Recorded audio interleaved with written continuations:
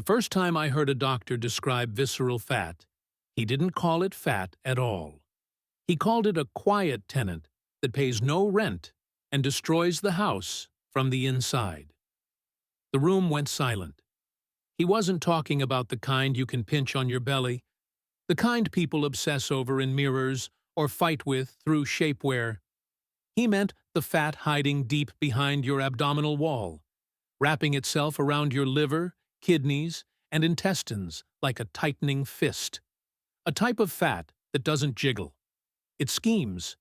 I remember an older man sitting next to me whispering, "I didn't even know that was a thing." Most people don't. Most people assume fat is fat, a single category. But visceral fat is the kind that doesn't want to be found until it's already calling the shots. It behaves differently, grows differently, and, here's the twist, disappears differently. People spend years doing sit-ups and crunches, thinking they're fighting the enemy, not realizing the enemy isn't on the surface at all. It's beneath it.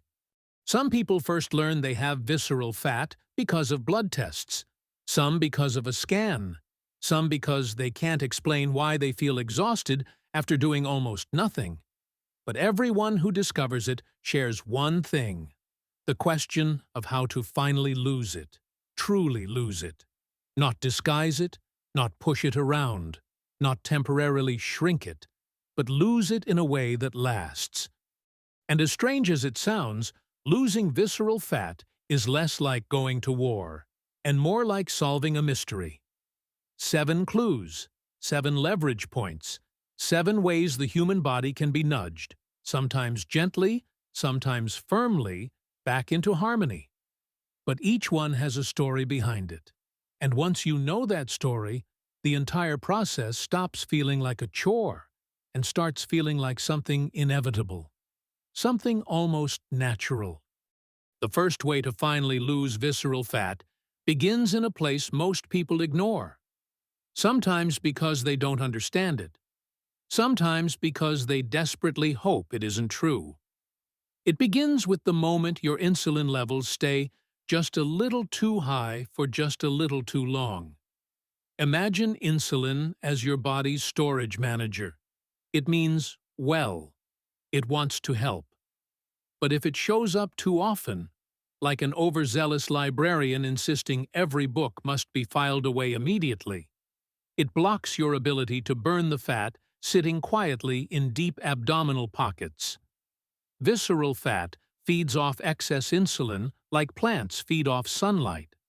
Some people think it's about carbs alone, but in truth, it's about frequency and timing, how often your insulin gets summoned, not just how much. I once met a woman who swore she was doing everything right. She had switched to healthy snacks, the kind that shout about being low-fat or vitamin-enriched, yet she ate them constantly, every couple of hours, because she'd once heard it boosted metabolism.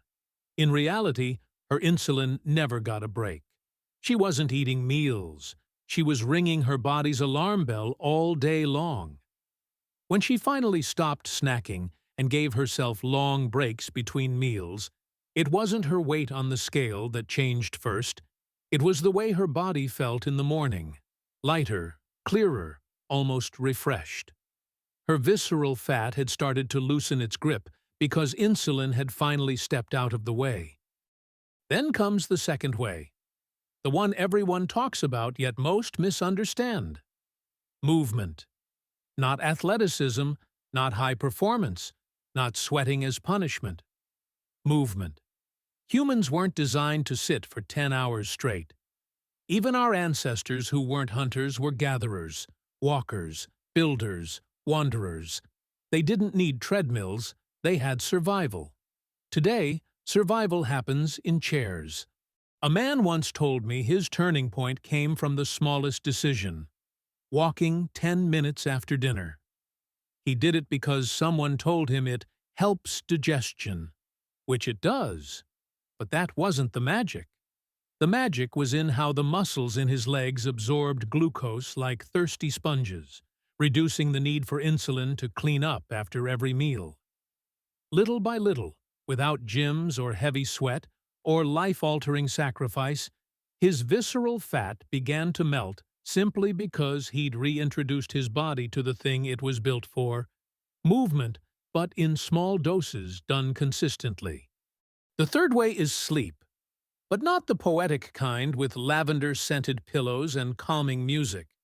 I mean real sleep, deep, restorative sleep that repairs your organs and regulates your hormones. Missing sleep doesn't just make you groggy, it distorts the brain's hunger cues. It convinces you that you need food when you don't, pushes cravings for calorie-dense meals, and raises cortisol, the stress hormone that tells your body to cling to visceral fat like a security blanket. A doctor once told me something I never forgot. If sleep were a pill, every person trying to lose visceral fat would beg their doctor for a lifetime prescription.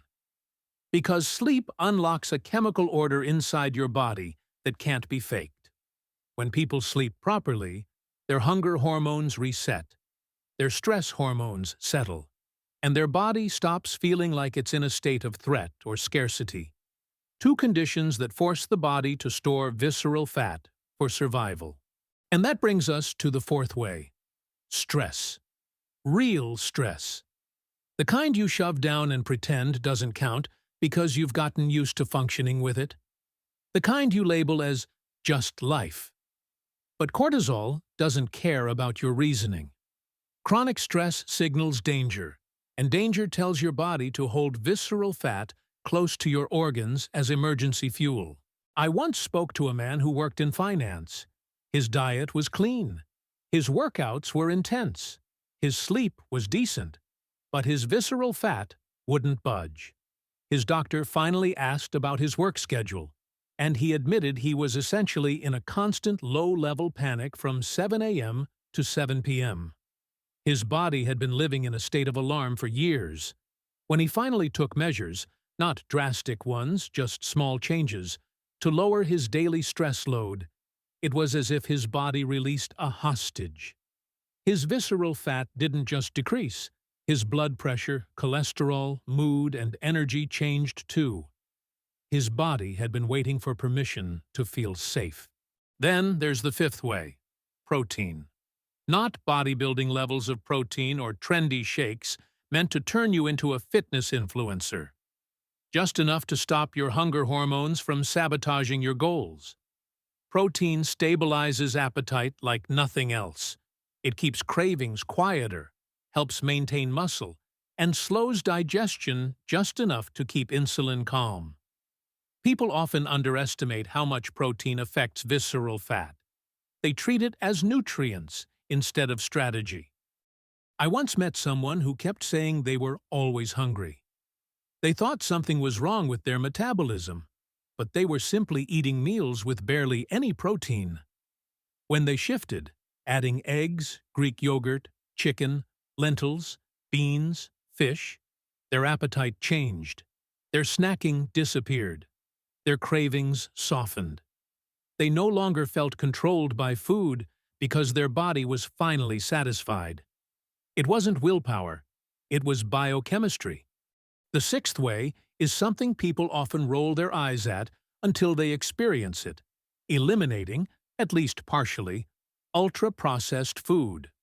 Not demonizing it, not swearing off it forever, just reducing the foods engineered to overpower your instincts. A researcher once told me these foods aren't just meals, they're strategies. Formulas designed to override your fullness signals and make your brain want more, even when your stomach has had enough. Visceral fat grows most aggressively when your body is bombarded with sugar spikes, artificial additives, inflammatory oils, and calorie-dense snacks that require no effort to digest. When someone shifts from eating foods designed in labs to foods designed by nature, their visceral fat doesn't stand a chance. It's like turning off the switch that's been keeping fat storage on autopilot.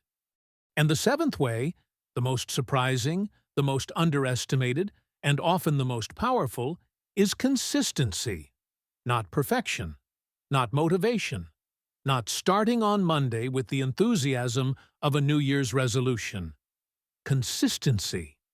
Because visceral fat doesn't respond to sudden heroic efforts. It responds to steady patterns over time.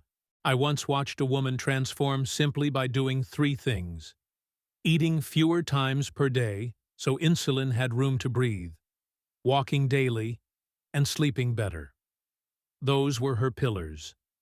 Not diets, not punishments, not guilt-driven workouts, just consistent commitment to the signals her body desperately needed. Her visceral fat reduced, but so did her fear of failing. She realized the battle was never about intensity. It was about repetition. So when people ask how to finally lose visceral fat, the answer isn't glamorous. It isn't a trick.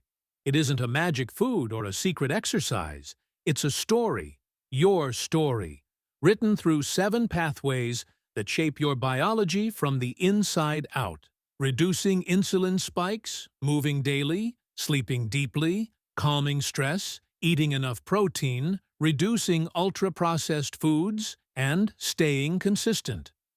They work because your body wants them to. Your organs want relief. Your hormones want balance. Your metabolism wants freedom. Visceral fat isn't an enemy you fight with force. It's a signal you soothe with better habits, better rhythms, better decisions, repeated long enough for your body to trust you again. Because visceral fat isn't just about appearance. It's about longevity. It's about energy. It's about health so deep you feel it before you see it. And once it starts to melt, you realize it was never about losing something. It was about reclaiming something. Your clarity, your balance, your life.